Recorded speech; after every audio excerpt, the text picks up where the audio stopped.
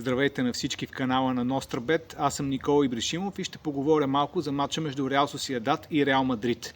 Това е един от най-очакваните матчове и предполагам, че ще бъде спечелен от Реал Мадрид. Защо? Защото Реал Мадрид не направи добър старт в началото на сезона и вече отстъпва с 4 точки на Барселона.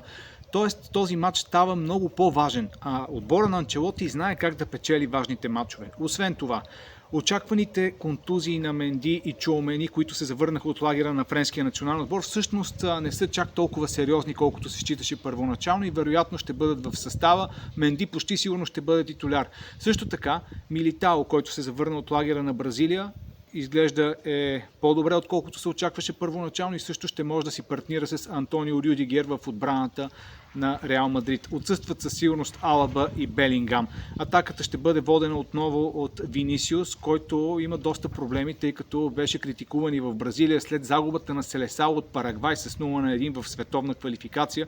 Бразилия е доста назад в класирането, но това е друга тема. Но пък Ембапе отбеляза първите си 2 гола в последния матч срещу Бетис и вероятно това ще допринесе за повишеното му самочувствие.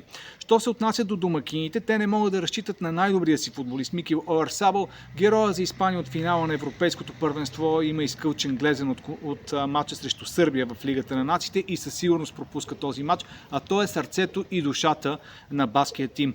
Очаквам този матч да бъде спечелен от Реал Мадрид, а на Реал Арена да има голове. Матчът да включва повече от 2,5 гола.